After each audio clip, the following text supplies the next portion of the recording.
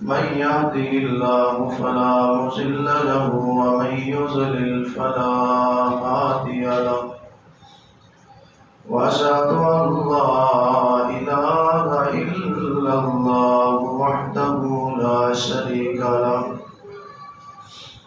وأشهد أن محمدا عبده ورسوله أما بعد فإن خير الحديث كتاب الله وخير الهدي هدي محمد صلى الله عليه وسلم وشر الأمور محدثاتها وكل محدثة بدعة كل بدعة ضلالة وكل ضلالة في النار.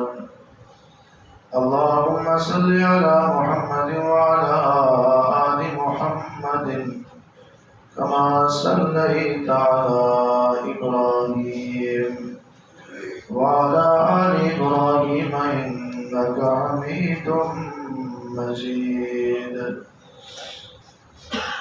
اللهم بارك على محمد وعلى آل محمد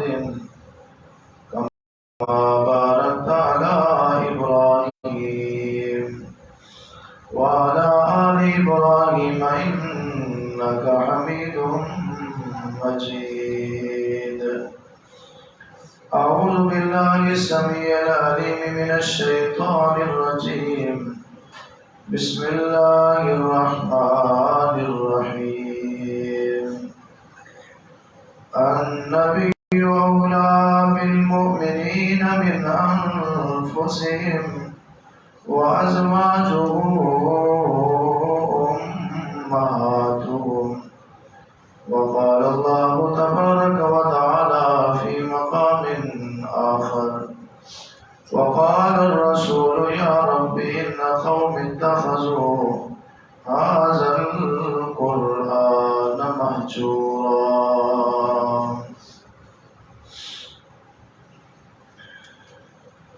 ہر قسم کے حمد و ثنا اللہ وحدہ لا شریک کی ذات گرامی کے لیے خاص ہے. لا تعداد و بے شمار درود و سلام امام الانبیاء خاتم الانبیاء جناب محمد رسول اللہ صلی اللہ علیہ وآلہ وصحبہ وسلم کی ذات گرامی پر اللہ تبارک و تعالیٰ کی رحمتیں ہوں تمام اہل ایمان خاتمین اسلام اصحاب رسول آل رسول علماء امت بزرگان دین پر.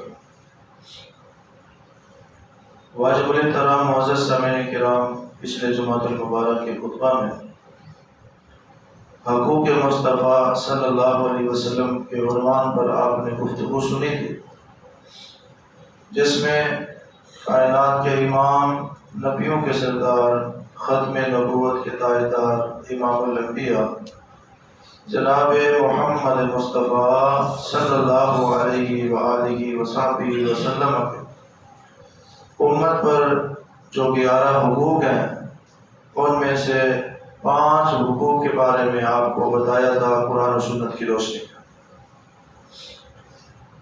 پچھلے جمعہ جہاں گفتگو کو روکا تھا وہاں سے میں اپنی بات کو آگے چلانا چاہتا ہوں. آپ سن رہے تھے کہ جس طرح ہر کسی کو اسلام نے حقوق دیے ہیں، اللہ کے دین قرآن و سنت اسلام میں رسول اللہ صلی اللہ علیہ وسلم کے بھی حقوق ہیں. ہر امتی نے وہ حقوق ادا کرنے ہیں. جو کسی کے حق کی ادائیگی میں کوتاہی کرتا ہے وہ مجرم ہے، اور جو رسول اللہ صلی اللہ علیہ وسلم کے حقوق میں کوتاہی کرے تو وہ بہت بڑا مجرم ہے. پہلا حق آپ علیہ السلام پر ایمان لانا ہے.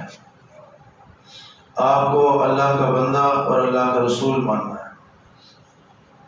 دوسرا حق پوری کائنات سے بڑھ کر، ہر چیز سے بڑھ کر، اپنی جان سے بڑھ کر رسول اللہ سے محبت کرنی ہے. تیسرا حق آپ علیہ السلام کی تعظیم کرنی ہے، آپ کا ادب کرنا ہے، ایک ذرے کے برابر یا اس سے کم بھی گستاخی سے اجتناب کرنا۔ آپ علیہ السلام کی ذات کا بھی ادب، آپ علیہ السلام کی بات کا بھی ادب، اور جو آپ علیہ السلام کی طرف منسوب چیزیں ہیں، جو نسبتیں ہیں، ان کا بھی ادب۔ چوتھا حق رسول اللہ کا یہ ہے کہ ہر امتی کو آپ علیہ السلام کی اطاعت کرنی چاہیے، آپ کا حکم ماننا چاہیے۔ اور پانچواں حق آپ علیہ السلام کی اتباع کرنی، آپ کی پیروی کرنی ہے، آپ کے پیچھے چلنا ہے، آپ کو فالو کرنا ہے۔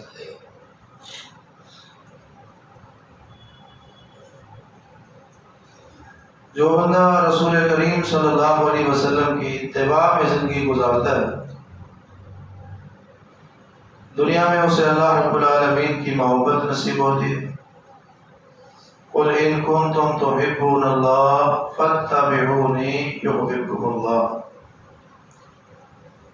ویغفر لکم ذنوبکم، گناہوں کی معافی نصیب ہوتی ہے۔ واتبعوہ لعلکم تہتدون، ہدایت یافتہ ہونا مقدر بن جاتا ہے، اور آخرت میں تو پھر کامیابی ہی کامیابی ہے۔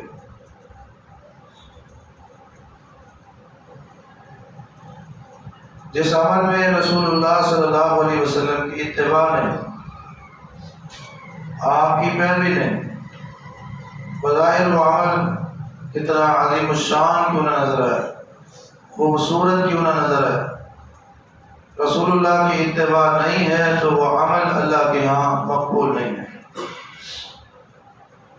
کیونکہ عمل کرنے والا عمل تو کر رہا ہے، رسول اللہ کا حق ادا نہیں کر رہا۔ صحابہ کرام نبی علیہ السلام کی ہر معاملے میں اتباع کیا کرتے تھے۔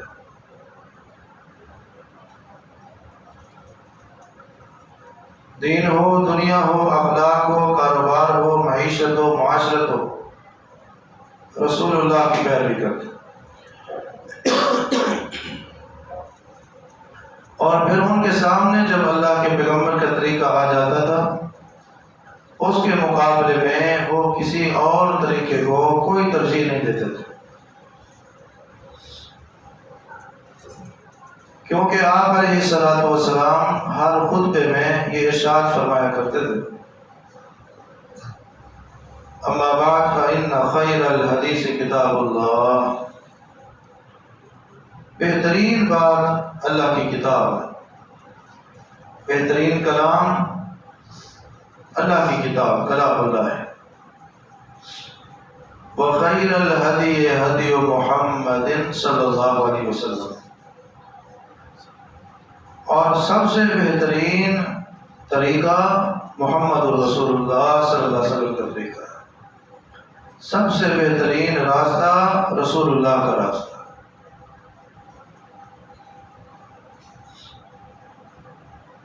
اور آپ علیہ السلام کے اس فرمان پر صحابہ نے من نوعان عمل کیے، کبھی وہ رسول اللہ کی نافرمانی نہیں کرتے تھے، جیسے جیسے اللہ کے پیغمبر نے سکھایا ویسے کرتے تھے، دین میں من مانی نہیں کرتے۔ سیدنا عبداللہ بن عمر رضی اللہ تعالی عنہ کے پاس ایک بندہ بیٹھا ہوا ہے، اس کو چھینک آئی، اس نے کہا الحمدللہ والصلاة والسلام علی رسول اللہ، اللہ کا شکر ادا کیا، رسول اللہ پہ درود پڑھا۔ عبداللہ بن عمر رضی اللہ تعالی عنہ نے اس کو فرمایا، بھائی اس موقع پر الحمدللہ کی تعلیم تو دی گئی ہے، اس میں کوئی شک نہیں کہ رسول اللہ پہ درود پڑھنا چاہیے، اس موقع پر درود پڑھنے کی تعلیم نہیں دی گئی، جیسے رسول اللہ نے سکھایا ہے ہم نے ویسے کرنا ہے، اپنی مرضی نہیں کرنا۔ یہ پانچواں حق ہے اللہ کے پیغمبر، ما آتاکم الرسول فخذوہ، میرا نبی جو دے اس کو لے لو، وما نہاکم عنہ فانتہوا، جس سے وہ روک دے رک جاؤ، جیسے منع کرے باز آ جاؤ۔ کتنا زبردست، آسان اور بہترین اصول دیا ہے۔ سید عائشہ صدیقہ رضی اللہ تعالی عنہ کے بھائی عبد الرحمن کے گھر میں بیٹا پیدا ہوا۔ کافی سال بعد شادی کے، کافی عرصے بعد اللہ نے یہ خوشی نصیب فرمائی۔ گھر والے بہت خوش ہوئے، کہنے لگے ہم عقیقے میں اونٹ ذبح کریں گے، زیادہ لوگوں کو گوشت پہنچائیں گے، زیادہ لوگوں کو کھانا کھلائیں گے، پیسے بھی زیادہ خرچ کریں گے۔ سید عائشہ رضی اللہ تعالی عنہ نے فرمایا نہیں، اونٹ نہیں، بلکہ جو سنت طریقہ ہے بکریاں ہی ذبح کریں گے، بکریوں کے ساتھ عقیقہ کریں گے کہ رسول اللہ نے یہ تعلیم دی ہے۔ اللہ کے ہاں قیمت نہیں دیکھی جاتی، محنت نہیں دیکھی جاتی، خوبصورتی نہیں دیکھی جاتی۔ اللہ کے ہاں دو چیزیں دیکھی جاتی ہیں، ایک تقوی، اخلاص، اور دوسری رسول اللہ صلی اللہ علیہ وسلم کی اتباع۔ ہمارے معاشرے میں تو لوگ بہت ساری بدعات یہ کہہ کر لیتے ہیں اس میں حرج کیا ہے، میری نیت تو صحیح ہے، قرآن ہی پڑھ رہے ہیں نا، قرآن پڑھنا گناہ ہے، نعت پڑھنا گناہ ہے، تلاوت کرنا گناہ ہے، دعا مانگنا گناہ ہے، اس میں حرج کیا ہے؟ ان چیزوں کو دلیل بنا کے وہ بہت سارے نئے کام کر جاتے ہیں جن کی بنیاد، جن کی اصل سند رسول اللہ سے ثابت نہیں۔ جبکہ صحابہ کرام کا یہ مزاج نہیں تھا، وہ کہتے تھے کہ جیسے رسول اللہ صلی اللہ علیہ وسلم نے کیا ہم نے ویسے کرنا ہے۔ تو سید عائشہ رضی اللہ تعالیٰ عنہ نے فرمایا نہیں، ہم سنت کے مطابق بکریاں کریں، اور ہر مومن کا یہی مزاج ہونا چاہیے، اور یہی کامیابی کا راستہ ہے، یہی جنت کا راستہ ہے۔ آپ علیہ الصلوۃ والسلام کا چھٹا حق امت پر یہ ہے کہ اپنے اختلافی معاملات میں، اپنے جھگڑوں میں، تنازعات میں وہ رسول اللہ صلی اللہ علیہ وسلم کو فیصل تسلیم کریں۔ کسی معاملے میں جھگڑا ہو جاتا ہے، فیصلہ رسول اللہ سے کروانا ہے۔ اب اللہ کے نبی صلی اللہ علیہ وسلم اللہ کے پاس ہیں، جنت میں ہیں، انہوں نے آخرت کو پسند کیا ہے، ہمارے یہاں نہیں ہے۔ اب رسول اللہ کی شریعت موجود ہے، جو بھی اختلاف ہو، جھگڑا ہو، معاملہ ہو، حل نہیں ہو رہا، وہ قرآن اور حدیث کی روشنی میں حل کرنا۔ یہ ہر امتی کا حق ہے۔ جو شخص یہ حق کسی اور کو دیتا ہے وہ مجرم ہے۔ ہمارے ہاں لوگ یہ سمجھتے ہیں اگر کوئی طلاق کا مسئلہ ہو تو پھر مولوی کے پاس جانا چاہیے، عالم دین کے پاس جانا چاہیے، کوئی نکاح کا مسئلہ ہو تو پھر عالم دین کے پاس جانا چاہیے، ہر مسئلے میں علماء سے رجوع کرنا چاہیے، قرآن و سنت کو اپنا راہ پر رہنما پیشوا ماننا چاہیے۔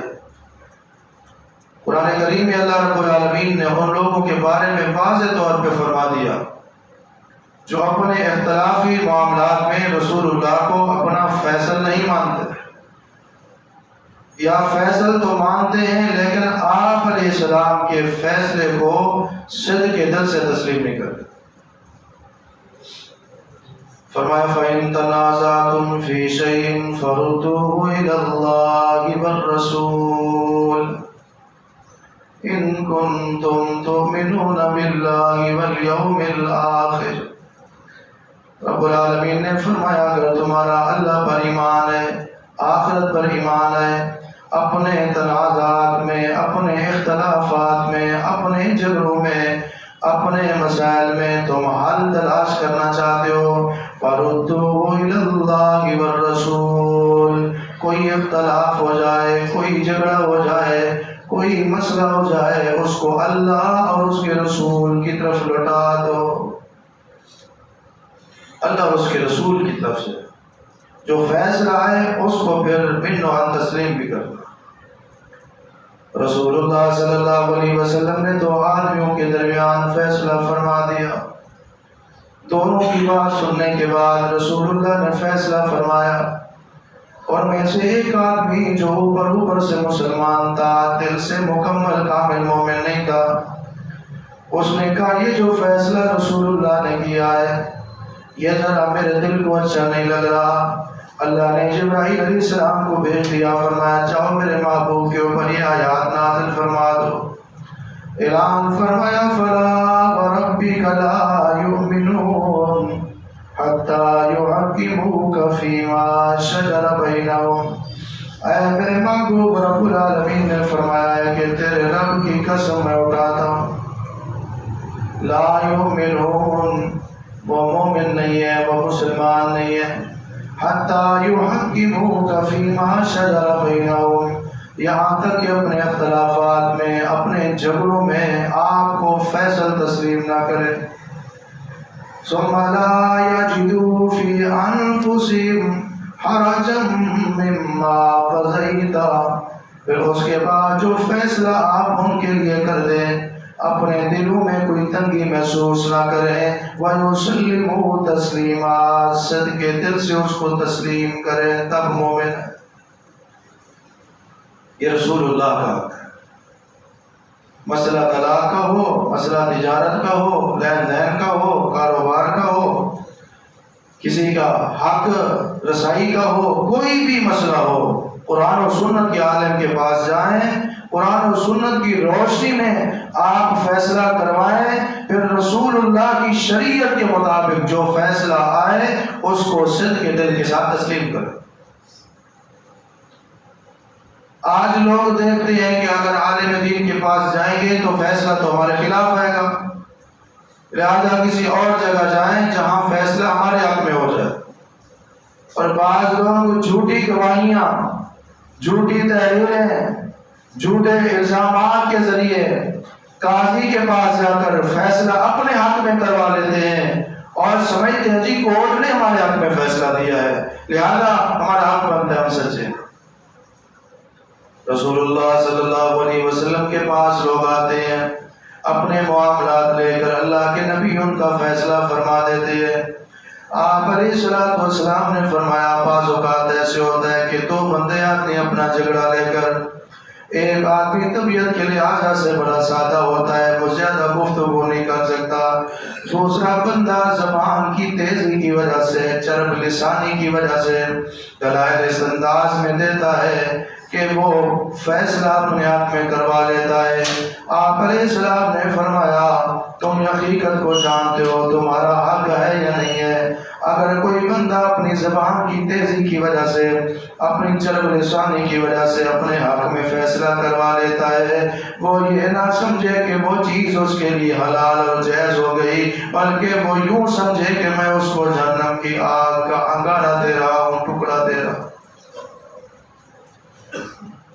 یہ بندے کا جو دل ہے اس کو تو پتہ ہے یہ میرے لیے حلال ہے یا نہیں ہے، جائز ہے یا نہیں ہے، میں یہ لے سکتا ہوں یا نہیں، کہ ضد کی وجہ سے، اناد کی وجہ سے، دشمنی کی وجہ سے، کسی مفاد کی وجہ سے، مجبوری کی وجہ سے یہ کیس تو میں لڑ رہا ہوں، اس کو پتہ ہے کہ میرا حق ہے یا نہیں۔ کورٹ بھی اگر گواہوں کی موجودگی میں، دلائل کی موجودگی میں، شواہد کی موجودگی میں، اگرچہ وہ شواہد گواہیاں صحیح نہ ہوں، جو فیصلہ دیتی ہے بندے کو پتہ ہے میرا حق نہیں ہے، تو اس کے لیے لینا جائز نہیں۔ فیصلہ رسول اللہ سے کروانا ہے، آپ علیہ السلام کی حیات میں، آپ کی زندگی میں، پھر آپ کے بعد رسول اللہ کی شریعت، قرآن اور سنت کا جو فیصلہ آ گیا اس میں پھر اپنی مرضی نہیں کرنا۔ سیدنا کعب رضی اللہ تعالیٰ عنہ نے ایک بندے سے پیسے لینے تھے، صحیح بخاری کے اندر واقعہ موجود ہے۔ وہ بندہ بار بار وعدہ دیتا تھا، وقت دیتا تھا، لیکن مجبوری کی وجہ سے وہ پیسے ٹائم پہ نہیں دے سکتا تھا۔ ایک دن مسجد میں ملاقات ہو گئی، کعب رضی اللہ تعالیٰ عنہ اس سے گفتگو کر رہے ہیں، وہ کعب سے گفتگو کر رہے ہیں، بحث چل رہی ہے، اور یہ ساری کی ساری گفتگو رسول اللہ اپنے حجرے میں اپنے گھر میں سماعت فرما رہے ہیں۔ آپ علیہ السلام نے دونوں کی گفتگو سنی، اس کی منتیں، اس کے عذر سنے، اس کا اصرار سنا۔ آپ علیہ السلام نے اپنا چہرہ انور اپنے دروازے سے باہر نکال کے فرمایا، کعب میں اللہ کا رسول یہ کہتا ہوں، یہ فیصلہ کرتا ہوں، اس کو اس میں جتنے پیسے آپ کے دینے ہیں آدھا قرض اس کو معاف کر دو۔ یہ رسول اللہ کا فیصلہ ہے۔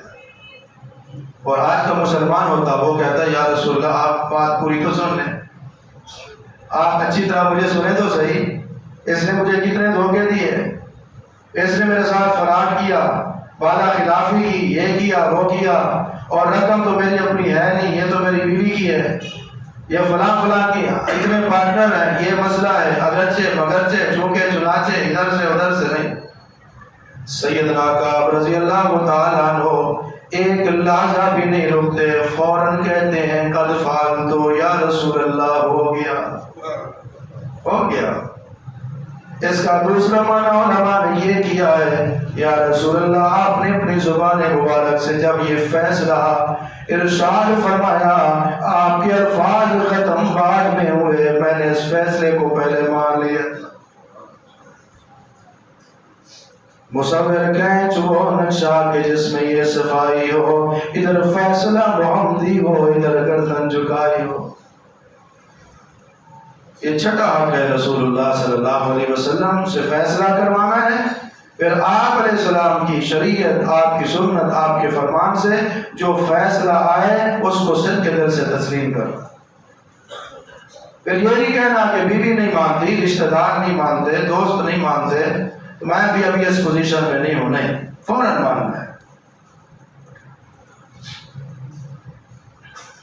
ساتواں حق جناب محمد رسول اللہ صلی اللہ علیہ وسلم کا امت پر کیا ہے کہ جس طرح آپ علیہ السلام سے محبت ہے، اسی طرح آپ علیہ السلام کی آل کے ساتھ اور آپ کے اصحاب کے ساتھ بھی محبت کرنی ہے۔ جو بندہ رسول اللہ سے محبت کرتا ہے لیکن آپ کی آل سے محبت نہیں کرتا، وہ مجرم ہے۔ اللہ کے نبی سے محبت کرتا ہے، نبی کے اصحاب سے محبت نہیں کرتا، وہ بھی مجرم ہے۔ اصحاب رسول، آل رسول، ان سے محبت اس لیے ہے کہ وہ رسول اللہ کے ساتھی ہیں، رسول اللہ کا خاندان ہے، رسول اللہ کے رشتہ دار ہیں، اللہ کے نبی کی آل ہے۔ دنیا میں کتنی آلیں ہیں، کتنے خاندان ہیں، ان سے محبت ضروری اس لیے نہیں کہ وہ ان کا تعلق رسول اللہ سے۔ نبی علیہ السلام کی آل سے محبت اس لیے بھی ضروری ہے کہ آپ نے حکم دیا، اذکرکم اللہ فی اہل بیت، 3 بار ارشاد فرمایا، میں اپنے اہل بیت کے حوالے سے تمہیں اللہ کا واسطہ دیتا ہوں۔ فرمایا 2 چیزیں تمہارے اندر چھوڑ کے جا رہا ہوں، وہ بھاری ذمہ داریاں ہیں، کتاب اللہ و عطرت، ایک اللہ کی کتاب قرآن اور حدیث، اس کا خیال رکھو۔ دوسرا میری آل کا، میرے خاندان کا، میرے رشتہ داروں کا خیال رکھو۔ اللہ کے نبی سے محبت کے ساتھ رسول اللہ کے خاندان سے، آپ کی آل سے محبت کرنا بھی ضروری ہے۔ اصحاب رسول کے بارے میں تو کئی مقامات پر آپ علیہ السلام نے فرمایا، لا تسبوا اصحابی، میرے صحابہ کو برا بھلا نہ کرو۔ کبھی آپ ابو بکر صدیق رضی اللہ تعالیٰ عنہ کو جب کسی نے ستایا، رلایا، ان کا دفاع کر رہے ہیں، کبھی انصار کا دفاع کر رہے ہیں، کبھی مہاجرین کا دفاع کر رہے ہیں، اور یہ بتایا، اور ایک حدیث جو حسن سند کے ساتھ ہے اس میں فرمایا، من سب اصحابی فعلیہ لعنت اللہ والملائکۃ والناس اجمعین، جس نے میرے صحابی کو گالی دی، برا بھلا کہا، اس پر اللہ کی لعنت، اللہ کے فرشتوں کی لعنت، تمام لوگوں کی لعنت۔ رسول اللہ کے اصحاب سے بھی محبت کرنا ضروری ہے، کیونکہ اللہ کی شریعت کے جو گواہ ہیں وہ اصحاب رسول ہیں۔ اگر صحابہ کو ایک سائڈ پہ کر دیا جائے، شریعت کے مقدمے سے ان کو علیحدہ کر دیا جائے، نہ اللہ کی توحید کا پتہ چلتا ہے، نہ رسول اللہ کی رسالت کا پتہ چلتا ہے، نہ فرائض کا پتہ چلتا ہے، نہ احکامات کا پتہ چلتا ہے۔ اللہ کے دین کے جو گواہ ہیں وہ صحابہ ہیں، جن کے ذریعے ہمیں اللہ کی توحید ملی ہے، رسول اللہ کی رسالت ملی ہے، اللہ کی شریعت ملی ہے، اور ان کے راوی، ان کے گواہ، بیان کرنے والے، عینی شاہد وہ رسول اللہ کے صحابہ ہیں۔ قرآن نازل ہوتا تھا، حدیث نازل ہوتی تھی، اللہ کے پیغمبر صحابہ کو بتاتے تھے ان الفاظ کو قرآن کریم میں شامل کرنا ہے، ان کو قرآن میں شامل نہیں کرنا، یہ حدیث ہے، اور یہ بات بتانے والے کون ہیں؟ رسول اللہ کے صحابہ۔ جو بندہ صحابہ کرام پر اعتراض کرتا ہے اصل میں وہ اسلام کے مقدمے کو کمزور کرنا چاہتا ہے، کہ جب گواہ کے اوپر جلا کر دی جائے گی، اس کو مشکوک بنا دیا جائے گا، تو پھر مقدمہ کمزور ہو جائے گا۔ اس لیے رسول اللہ سے محبت کے ساتھ ساتھ آپ علیہ الصلوۃ والسلام کی آل سے بھی محبت کرنی ہے، اور آپ علیہ الصلوۃ والسلام کے اصحاب سے بھی محبت کرنی ہے۔ یہ 7واں حق ہے رسول اللہ کا۔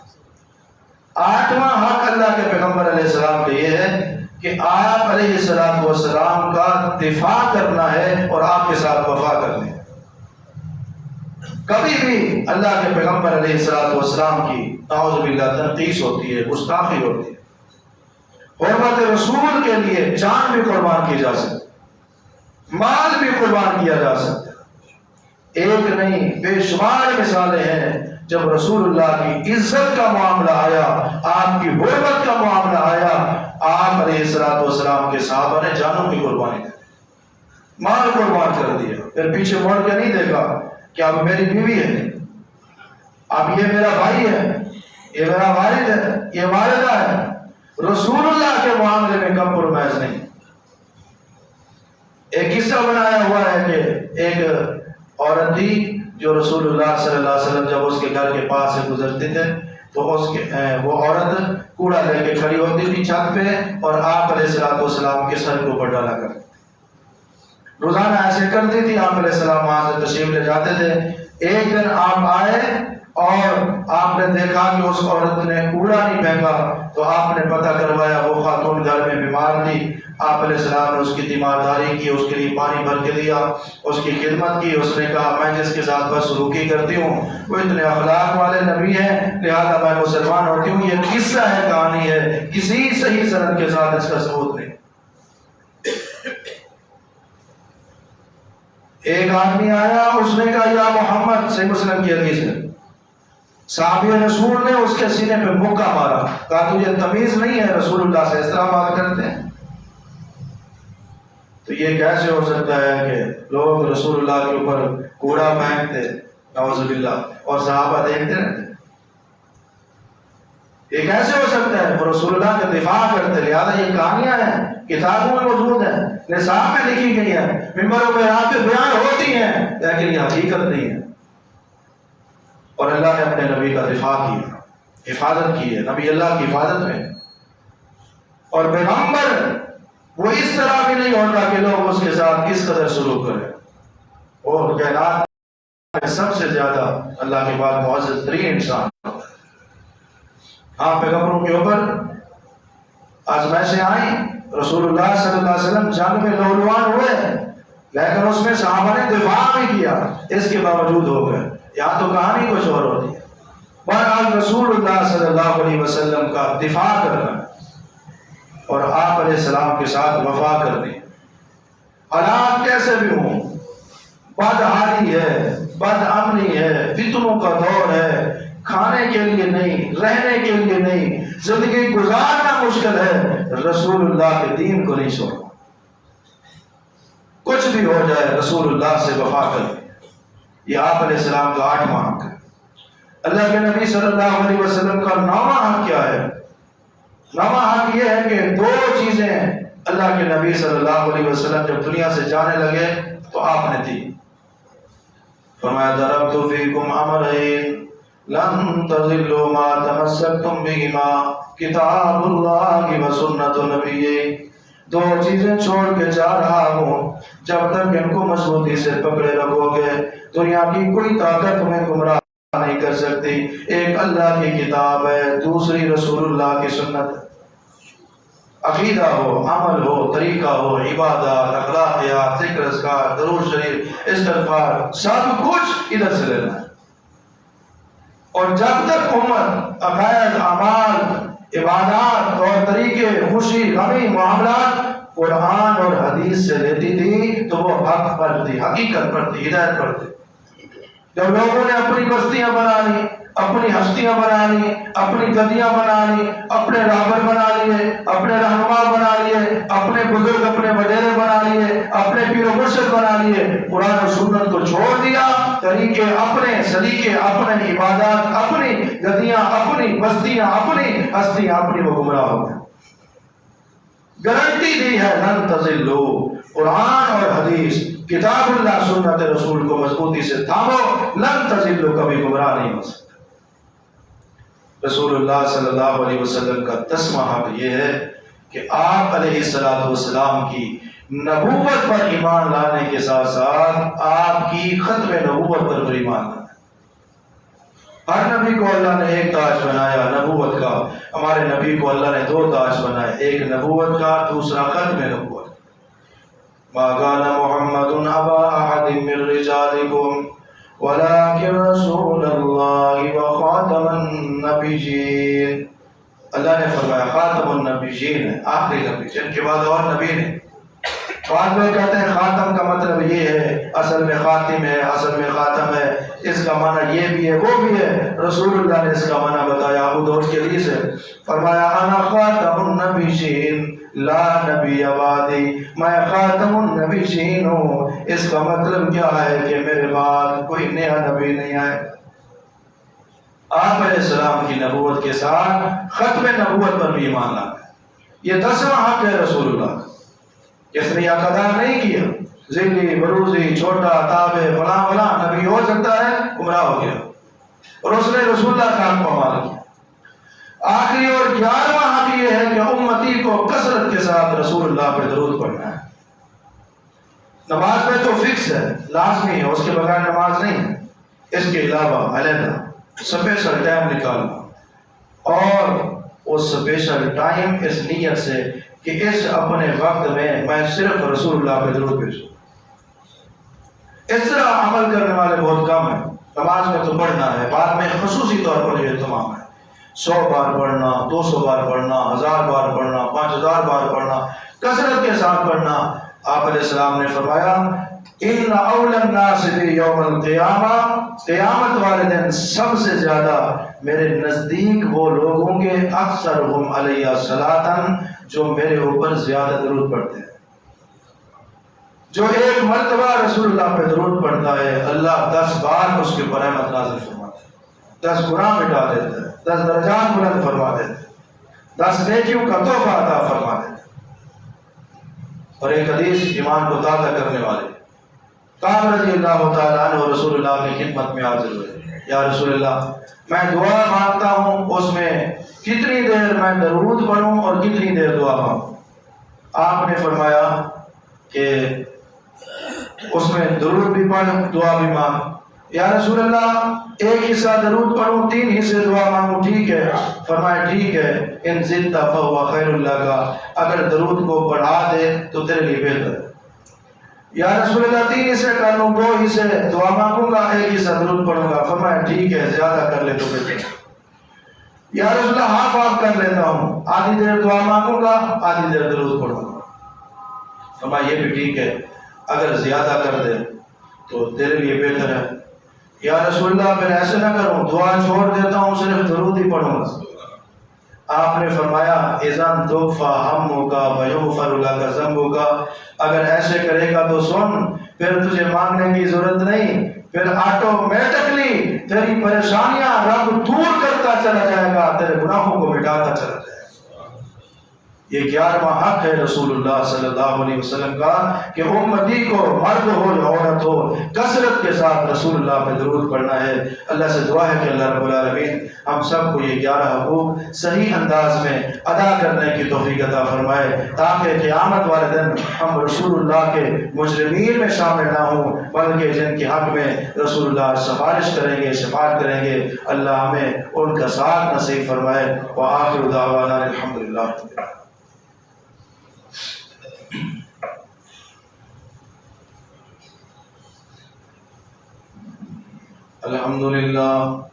الحمد لله نحمده ونستعينه ونستغفره ونعوذ بالله من شرور أنفسنا ومن سيئات أعمالنا، من يهده الله فلا مضل له ومن يضلل فلا هادي له، وأشهد أن لا إله إلا الله وحده لا شريك له، وأشهد أن محمدا عبده ورسوله۔ اللهم صل على محمد وعلى آل محمد كما صليت على إبراهيم وعلى آل إبراهيم إنك حميد مجيد۔ اللهم بارك على محمد وعلى آل محمد كما باركت على إبراهيم وعلى آل إبراهيم إنك حميد مجيد۔ اللهم اغفر لنا وللمؤمنين والمؤمنات والمسلمين والمسلمات الأحياء منهم والأموات، سبحان ربك رب العزة عما يصفون۔